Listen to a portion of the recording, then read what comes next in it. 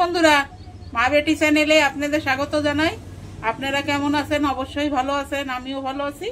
আমি আজকে আর একটা রেসিপি নিয়ে আইছি।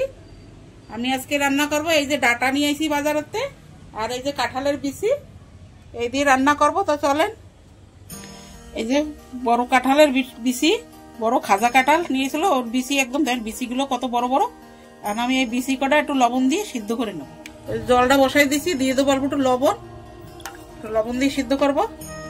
এখন এই বিচি কটার ভিতরে দিয়ে দেবো সব, বিচি কটার ভিতরে দিয়ে দিছি, এটা একটু সিদ্ধ করে নেবো। সেই পর্যন্ত আমি ডাটাটা কাটিয়ে নেবো।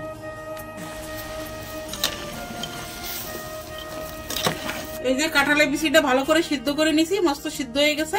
ডাটাটা কাটে কুটে ভালো করে পরিষ্কার করে ধুয়ে নিয়ে আইছি। কড়াইতে দিয়ে দেবো সরষের তেল। তেলটা গরম হয়ে গেছে, এই যে দিয়ে দেবো তেজপাতা,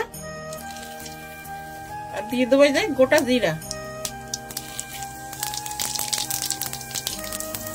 জিরার তেজপাতাটা হয়ে গেছে, আমি দিয়ে দেবো এই যে দুটো ছোট পেঁয়াজ কেটে নিছি বারিক বারিক করে, পেঁয়াজ কাটাটা এর ভিতরে দিয়ে দেবো।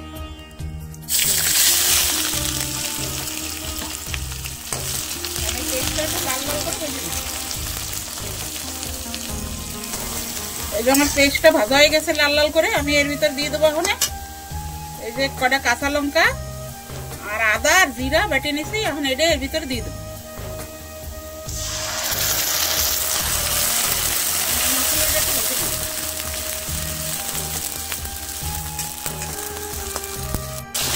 এই যে মশলাটা ভাজা হয়ে গেছে, আর এর ভিতর দিয়ে দেবো আমি অল্প একটু লাল মির্চি পাউডার,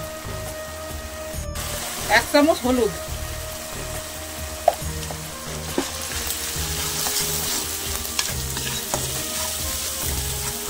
এর ভিতরে আমি কাঁঠালের বিচি সিদ্ধ করে রাখছি, এই বিচিটা এর ভিতরে দিয়ে দেবো। এর ভিতরে দিয়ে ভালো করে কষাই নেব।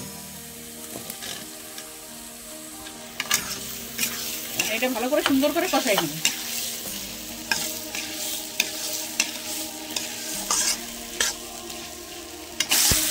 এই যে আমার কাঁঠালের বিচিটা ভালো করে এই যে কষানো হয়ে গেছে, এখন আমি এর ভিতরে ডাটা দিয়ে দেবো। ডাটা দিয়ে আর ডাটা কটা কষাই নেব। ডাটা কটা দিয়ে দেবো এর ভিতরে।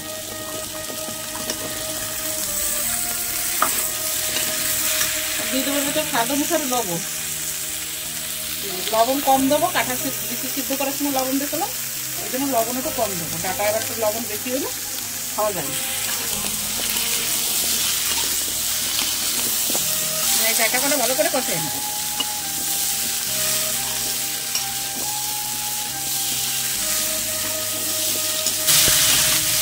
এই যে আমার ডাটা আর কাঁঠালের বিচি ভালো করে এই যে কষানো হয়ে গেছে সুন্দর করে, এখন আমি এতে জল দিয়ে দেবো।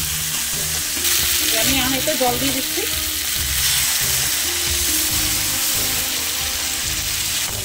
এই যে আমি জল দিয়ে দিছি, আর জল দেবো না, এই জলে ডাটাটা ভালো করে সিদ্ধ হয়ে যাবে।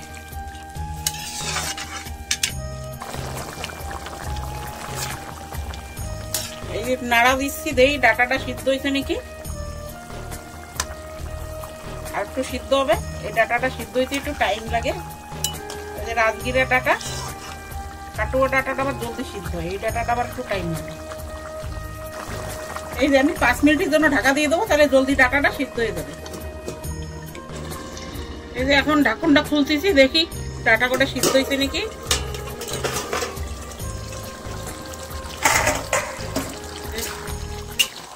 জলটা পুরো শুকিয়ে গেছে।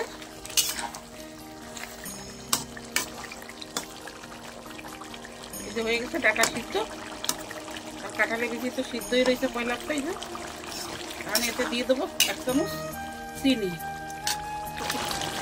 এর ভিতরে 1 চামচ চিনি দিয়ে দেবো।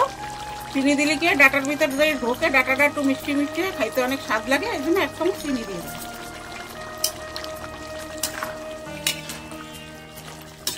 চিনি দিয়েছি, একটু নাড়ে ছেড়ে আর অল্প একটু ফুটাবো, ডাটার ভিতরে একটু ভালো করে মিষ্টিটা ঢুকে যাবে, আর ডাটাটা খাইতেও স্বাদ লাগবে।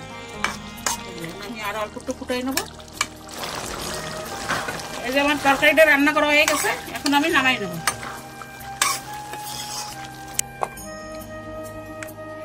এই দেখেন বন্ধুরা, কাঁঠালের বিচি দিয়ে ডাটা দিয়ে আমার রান্না করা হয়ে গেছে। এই রান্নাটা কিন্তু খাইতে অনেক দারুণ লাগে।